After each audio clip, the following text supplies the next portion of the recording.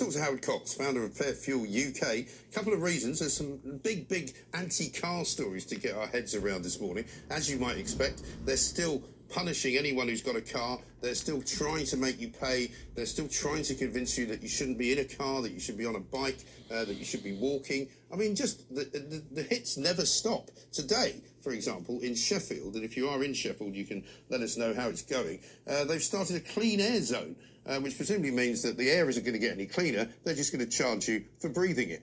0344 499 1000 is the number. Howard, very good morning to you. Good morning, Mike. So, we've been saying for a long time, haven't we, that this is all going to move rapidly around the country. It's not just Sadiq Khan and London. It's happening now in Cambridge, apparently, they started it. It's happening in Sheffield today. Glasgow, coming up very shortly, is going to have an ultra-low emission zone. It's happening in places like Oxford. I mean, all over the country now, this madness, this green craziness is catching hold. Yeah, it's Bristol, Birmingham, and London, of course, are the pioneers of all this. Yeah.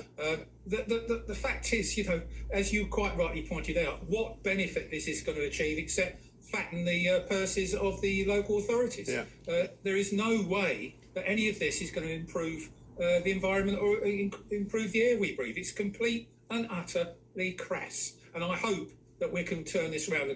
A lot depends on the 5 boroughs or 6 boroughs in Greater London who are actually taking a judicial review approach to the Mayor of London. Yes. Well, I mean, the trouble is with all of this every politician, it seems, is convinced that they've got a cash cow on their hands, and they're right because they have, and they can simply just adhere to these ridiculous ideas, and suddenly they're a few million quid better off. I mean, what's not to like if you're in a local council? Especially one that's, and I'm sorry I kept bringing up, it's more than just Greater London and Sadiq Khan, but he's actually requested 110 million more to double the budget to actually pay for their scrappage scheme scenario. Right. And the irony, and this is the irony, is the Labour members in London have actually turned that down. Well, because it's not enough.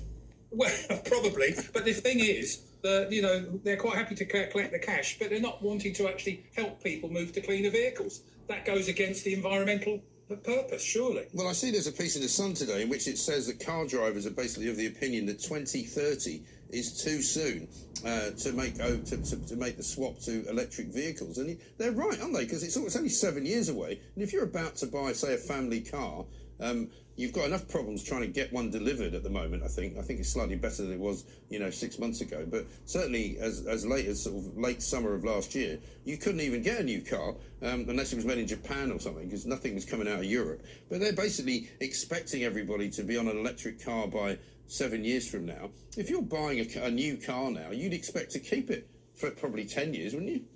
Well, a lot of people are doing that, and that particular research was done by the Alliance of British Drivers, who I work quite closely with. Yeah.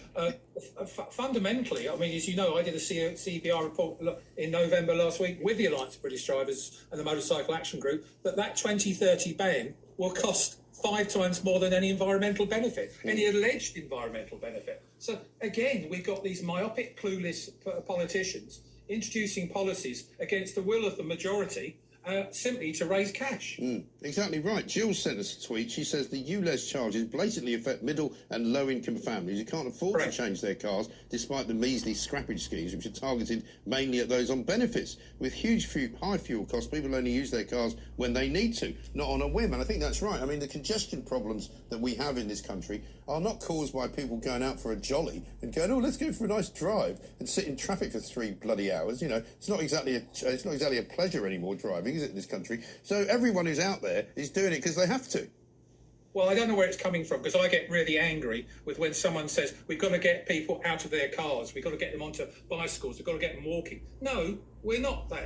What right have you got to do that? In the last century, the actual invention of the motor car has been a liberating factor for all of us and for all our economies. Yes. What is going on at the moment, I don't know. And as you know, and thanks to Talk TV, etc., we're getting our message across to a lot more MPs. 60 MPs, for example, are fighting to actually get a cut in fuel duty in the budget in 2 weeks' time, and also pump watch for getting a fair, transparent prices. Yes, absolutely right. I mean, also, I was looking at a story in the Telegraph today where apparently the chief of Lime, who runs it's a scooter company, right, on safety and going green, cars should be limited to 20 miles an hour to avoid an e-scooter ban. I don't know quite why he makes those two things sort of join-upable, does he? Well, he's blaming for the accidents that have happened to e-scooters on cars. Yeah, well, of course. It would be. And he's essentially saying, we want to actually use the roads, and you please get out of the way, please, and go slower so we can get past you.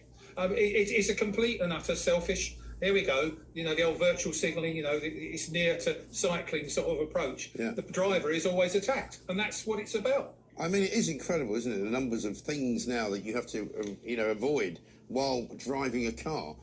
Bikes that don't go in bike lanes. Cyclists coming towards you the wrong way down a one-way street. Scooters swimming around inside the traffic lanes, going in and out of cars. I mean, I see these guys now coming up on the inside when I'm driving, and you never know where they are. They come at all angles, all different ways, sideways, front ways, backwards. I mean, it's unbelievable. I know, it is disgusting, and of course a lot of them are avoiding the potholes as well. Yeah. Don't get me started about potholes. Well, sorry, Mike, I'm afraid, welcome to my world. Oh, I know. Well, I'll tell you where you should never also go is don't ever go to Gatwick Airport to park in the car park there, because I damaged my wheels having gone round it. It's so tight, right? And they've got a sort of a curb which is about at least a foot high. Which you can't get around without scraping. I mean, it's just ludicrous. You're going, hang on a minute, this is going to cost me a fortune driving in here. I went to Heathrow the following week and there was no problem at all. But for some reason, the car park at Gatwick has got poles all over the place. They don't really want you there, clearly. They charge you, I think I paid something like 15 quid for being there for about 20 minutes. It's unbelievable. Well, you see, and I think you've got another story regarding if you park your car in Heathrow, you've got good chances it won't actually be in a nice, secure parking area. It'll be parked in a street. Oh, yeah. Well, some of those car parking crazy organisations where what they call long-term parking on the outside of the airport sort of perimeter. Yeah. I mean, I wouldn't touch any of them with a barge pole. I don't even know whether they're driving the cars around. They might be renting them to people while you're on holiday.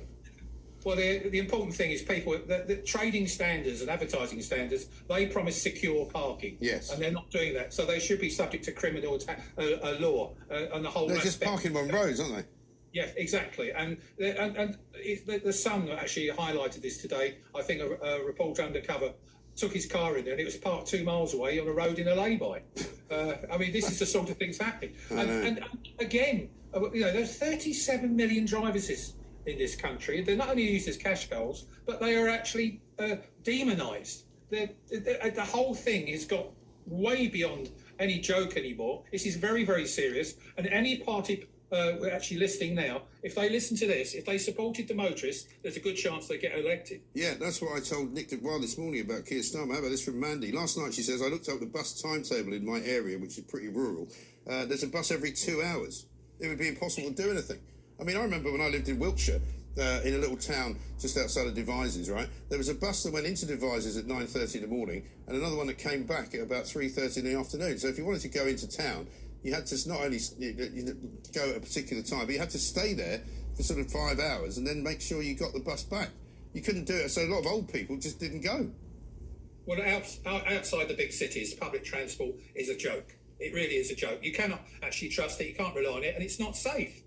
These are the sorts of things. In London, for example, you can go anywhere with your Oyster card. It's fantastic. But again, you can't go everywhere with your Oyster card when you're carrying a set of ladders and a set of plumbing tools. Well, as long as they're not on strike, because I think there's a tube strike coming soon. There's going to be another RMT strike coming soon, I'm pretty sure. I think maybe next weekend.